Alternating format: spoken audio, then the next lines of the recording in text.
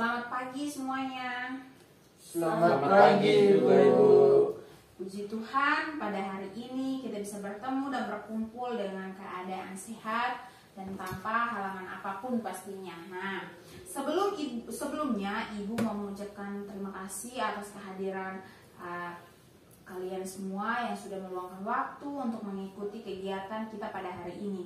Baik, sebelum kita mulai kegiatan, alangkah baiknya apabila kita berdoa terlebih dahulu ya. Ayo, siapa yang di sini bersedia untuk memimpin doa? Saya Bu. Ya, silakan. Baiklah teman-teman semua, sebelum kita memulai kegiatan pembelajaran kita hari ini, alangkah baiknya kita berdoa dulu menurut agama dan kepercayaan kita masing-masing. Berdoa dimulai.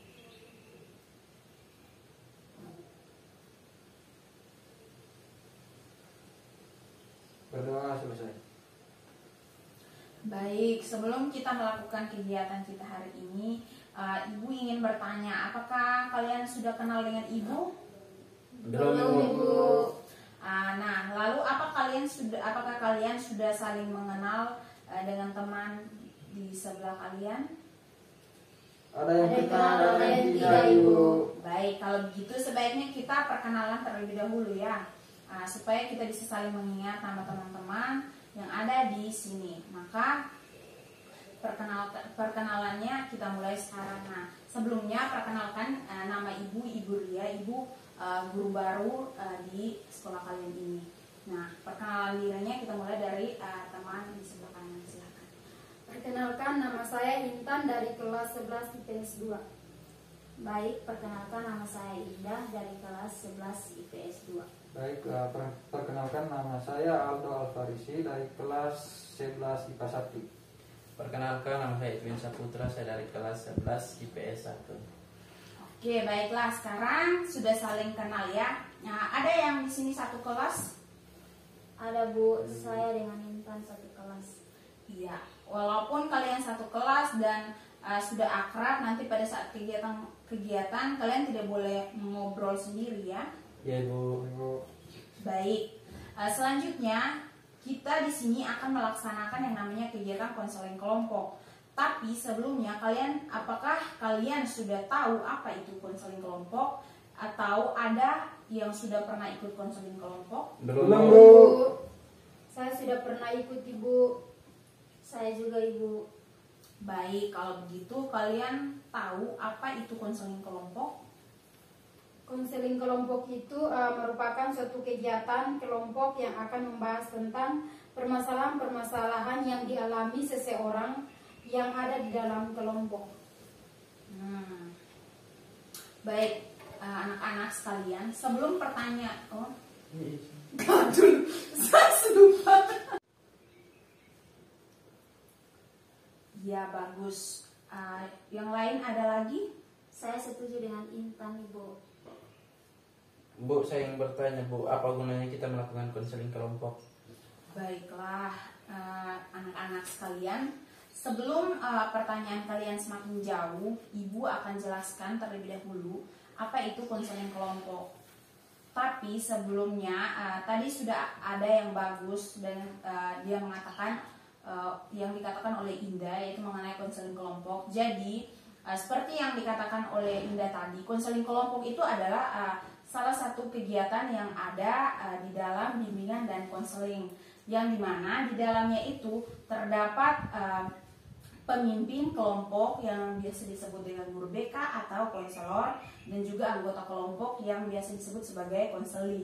Nah, di sini Ibu sebagai pemimpin kelompok ini nanti kita akan membahas mengenai permasalahan-permasalahan yang kalian alami. Jadi kalian masing-masing diharapkan untuk menyampaikan permasalahan yang saat ini sedang dialami.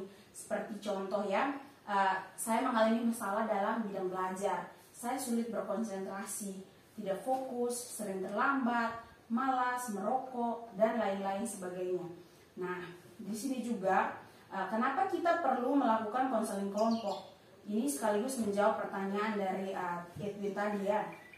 Kita melakukan konseling kelompok ini bertujuan untuk meningkatkan kemampuan kalian, yang dimana kemampuan dalam bersosialisasi dengan teman, serta meningkatkan keterampilan dalam berkomunikasi, meningkatkan kepercayaan diri kalian dalam menyampaikan pendapat, menambah wawasan dan pengetahuan kalian, dan mampu memecahkan suatu permasalahan yang mungkin terjadi dalam kelompok maupun lingkungan kalian yang memiliki masalah yang sama dengan permasalahan siapa yang akan kita bahas nantinya.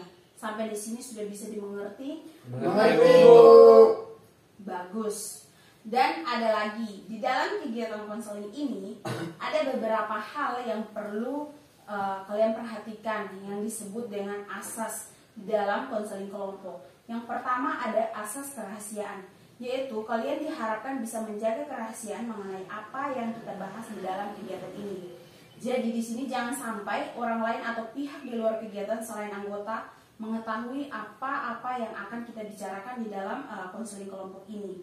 Yang kedua itu ada asas keterbukaan, yang dimana asas ini kalian diharapkan agar mampu secara terbuka menyampaikan permasalahan, pendapat, ide-ide, pertanyaan-pertanyaan ataupun pernyataan-pernyataan yang terkait dengan permasalahan yang akan kita bahas sebentar. Nah, yang ketiga ada asas kegiatan, yang dimana asas ini kalian diharapkan agar mampu secara aktif mengikuti kegiatan konseling kelompok kita pada hari ini. Yang keempat yaitu asas kenormatifan, yang dimana asas ini berlangsung, yang dimana pada saat berlangsung kalian diharapkan tidak diperbolehkan untuk berdiskusi berpasangan-pasangan atau membuat diskusi di dalam diskusi. Apalagi ada teman yang sedang menyampaikan pendapatnya, kalian tidak diperbolehkan untuk memotong pembicaraan. Dan apabila kalian ingin berpendapat, kalian diharapkan untuk menunjuk tangan terlebih dahulu, dan terakhir kalian tidak diperbolehkan untuk keluar masuk ruangan pada saat kegiatan berlangsung. Nah, sampai di sini ada yang belum paham atau ada yang ingin ditanyakan? Bu, jadi kita nanti menyampaikan permasalahan kita masing-masing ya, Bu? Iya, benar sekali. Permasalahan kalianlah yang akan kita bahas di dalam konseling kelompok ini. Oleh karena itu, kalian diharapkan untuk benar-benar bisa menjaga kerahasiaan mengenai apa yang akan kita bicarakan terkait permasalahan nanti. Bisa dipahami? Bisa, Bu. Ya, bagus.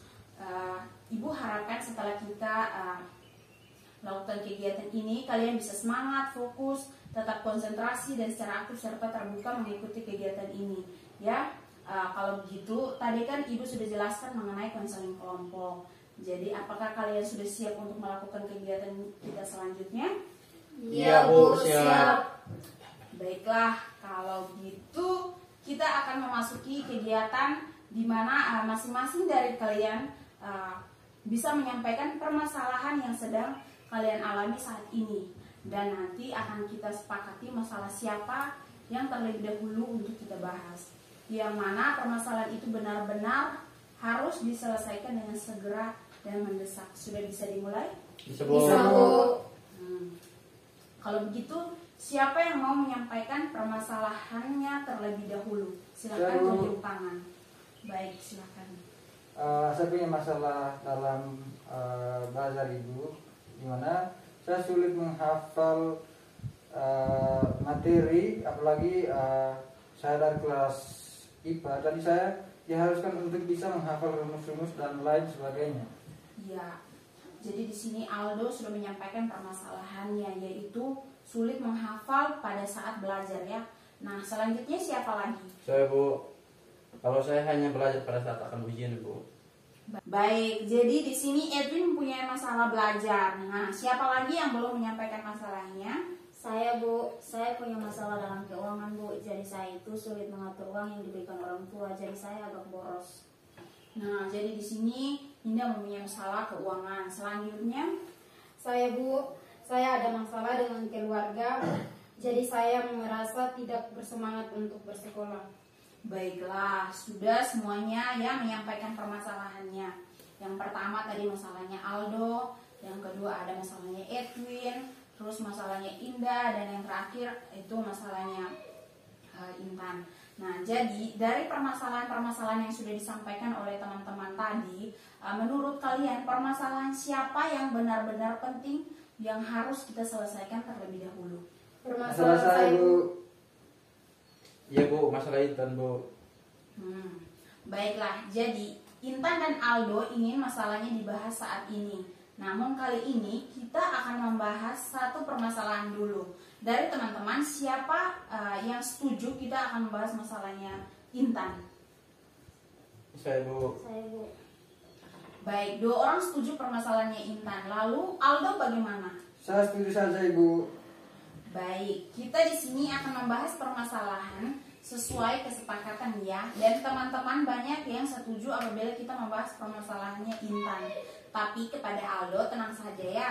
Soalnya permasalahan Aldo bisa dibahas pada pertemuan kita selanjutnya ya. Bagaimana Aldo, setuju? Ya Bu, setuju Ibu. Baik, kalau begitu kita akan membahas permasalahan yang dialami oleh Intan, yang mana sudah Intan katakan sebelumnya bahwa Intan memiliki permasalahan dengan keluarganya. Nah, sekarang kembali kepada Intan, bisa diceritakan bagaimana permasalahan kepada teman-teman? Ya Bu, jadi begini Bu, orang tua saya itu selalu bertengkar di rumah, dan itu sudah terjadi sejak saya SMP. Ayah saya dituduh berselingkuh, dan hal itulah yang membuat mereka selalu bertengkar. Saya sedih Bu, sampai pernah ada waktu itu mereka akan bercerai. Saya memang tidak tahu persis bagaimana sebenarnya masalah itu bisa terjadi. Yang saya tahu, saya selalu menyaksikan pertengkaran mereka. Nah, saya merasa mereka terlalu egois untuk memikirkan urusan mereka sendiri. Padahal mereka pun punya anak yang seharusnya diurus dan dididik dengan baik. Saya tidak harus tahu bagaimana, dan saya benar-benar merasa untuk apa saya hidup dan bersekolah, berpikir keras seperti saat ini, apabila saya akan kehilangan mereka. Ya Intan, Ibu mengerti dan Ibu paham sekali apa yang dirasakan Intan. Karena permasalahan Intan adalah permasalahan keluarga yang membuat Intan sedih. Apakah dengan teman-teman yang lain ada yang ingin ditanyakan atau memberikan pendapat? Saya Bu. Apakah yang Intan lakukan pada saat menyaksikan orang tuanya bertengkar Ibu? Yang saya lakukan adalah diam, dan saya menangis di dalam kamar. Bahkan saya tidak mau melakukan hal apapun, dan saya hanya diam dan menangis di dalam kamar. Lalu apakah Intan pernah mencoba untuk mencari tahu alasan yang sebenarnya kenapa orang tua Intan ini selalu bertengkar? Yang saya ingat pertama kali itu karena ayah saya dituduh berselingkuh, tetapi ternyata seiring berjalannya waktu bahwa apa yang dituduh kepada ayah saya itu tidak benar. Lalu bertengkar lagi dan lagi. Pada saat bertengkar itu, masalah yang pernah menjadi perdebatan itu dibahas lagi. Terkadang masalah keuangan juga menjadi masalah mereka, yang menjadi bertengkar. Ya, jadi tadi sudah jelas bahwa permasalahan ini terjadi karena adanya kesalahpahaman, kemudian keuangan, dan selalu membahas permasalahan yang sudah berlalu ya. Lalu apakah Intan pernah mencoba untuk mengingatkan mereka atau tidak? Sudah Bu, tetapi tetap saja mereka selalu seperti itu, sampai rasanya saya mau mati saja kalau saya terus berhadapan dengan orang-orang seperti mereka. Baik, kalau begitu kepada teman-teman yang lain, apakah ada solusi atau jalan terbaik untuk bisa Intan lakukan supaya hubungan orang tuanya ini bisa membaik dan tidak mengganggu sekolahnya? Saya Bu, menurut saya dengan berbicara secara baik-baik kepada orang tua Intan tentang apa yang Intan rasakan apabila mereka selalu bertengkar. Saya Bu, kalau menurut saya ada baiknya lebih sering berkumpul dengan keluarga, walaupun hanya sekedar menonton TV atau berbincang-bincang. Karena menurut saya hal itu bisa menghangatkan suasana di dalam keluarga. Ingin menambahkan dari apa yang disampaikan oleh saudara Edwin Ibu. Ya. Kalau menurut saya supaya Intan tidak malas untuk sekolah karena permasalahan keluarga, sebaiknya Intan sering ajak teman untuk belajar di rumah Intan, karena dengan begitu orang tua Intan tidak akan mungkin bertengkar di hadapan teman-teman Intan. ya seperti meramaikan suasana di rumah lah. Ya, itu tadi solusi yang sudah diberikan oleh teman-teman. Yang pertama dari Edwin, yaitu dengan berbicara dengan baik-baik kepada orang tua tentang perasaan Intan. Lalu Indah yaitu berkumpul dengan keluarga. Terus dari Aldo yaitu sering ajak teman-teman bermain ke rumah untuk belajar atau sekadar bermain ya. Yang lain apakah masih ada? Kalau menurut saya dengan melakukan hiburan akhir pekan. Jadi kan hiburan itu bisa membuat keluarga menghilangkan pikiran stres dan yang lainnya. Iya, Indah menambahkan yaitu dengan liburan ya. Lalu kepada Intan, apakah saran yang diberikan oleh teman-teman tadi sudah pernah dilakukan atau bisa dilakukan nantinya? Bu, memang saya belum pernah mencoba saran-saran dari teman. Yang saya lakukan hanya diam dan marah terhadap diri sendiri apabila mereka bertengkar. Mungkin saya bisa mencoba saran-saran yang sudah diberikan oleh teman-teman. Lalu dari beberapa solusi yang sudah Ibu sebutkan tadi, mana yang kira-kira bisa segera Intan lakukan agar Intan tidak perlu sedih dan tidak bersemangat untuk ke sekolah? Mungkin saya akan memilih saran dari Aldo dulu, Bu, karena saya pikir itu harus saya lakukan lebih dahulu, baru setelah itu saran-saran yang lain mungkin bisa saya lakukan. Baiklah, kalau begitu keputusan yang Intan ambil, Ibu dan teman-teman di sini berharap semoga masalah yang dialami oleh Intan ini segera terselesaikan dan tidak perlu lagi berkelanjutan. Nah, semoga keluarga Intan selalu damai, tentram dan harmonis. Jadi Intan tidak perlu lagi malas ataupun tidak bersemangat untuk ke sekolah ya. Ya Ibu, Intan berterima kasih untuk Ibu dan teman-teman karena sudah membantu menyelesaikan permasalahan Intan. Baik, jadi tadi sudah kita bahas permasalahan Intan yang mana hubungan keluarganya ini tidak baik, dan tadi sudah kita temukan penyebabnya yaitu karena ada kesalahpahaman, masalah keuangan, dan selalu mengungkit permasalahan yang lalu.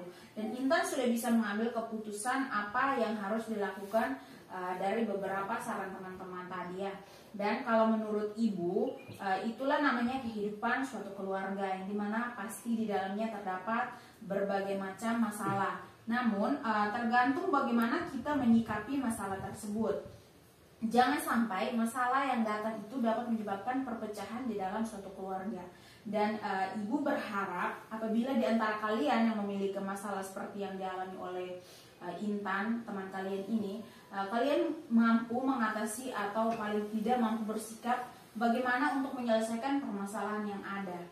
Nah baik, Ibu rasa kegiatan konseling kelompok kita pada hari ini kita cukup sampai di sini. Namun sebelum Ibu tutup, Ibu ingin tahu bagaimana perasaan kalian atau apa yang kalian dapat dari kegiatan konseling kelompok kita kali ini. Ayo, siapa yang mau menyampaikan terlebih dahulu? Saya Bu.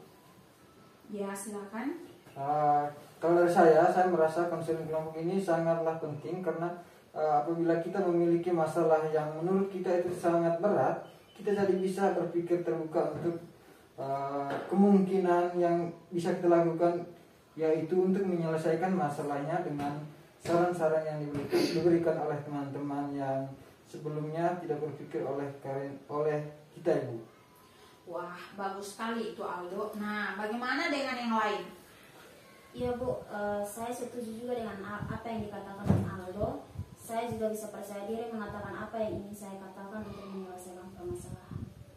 Ya bagus, itu baik. Nah, kalau begitu kegiatan kita cukup sekian ya. Sebelumnya kita berdoa terlebih dahulu untuk menutup kegiatan kita hari ini. Nah, Ibu yang akan memimpin doa kita. Jadi di sini berdoa menurut agama dan kepercayaan kita masing-masing. Berdoa mulai. Berdoa selesai. Baik, Ibu ucapkan terima kasih dan Ibu mohon maaf apabila Ibu ada kesalahan yang tidak disengaja maupun yang disengaja. Akhirnya Ibu ucapkan selamat pagi untuk kita semua. Selamat pagi Ibu, terima kasih Ibu.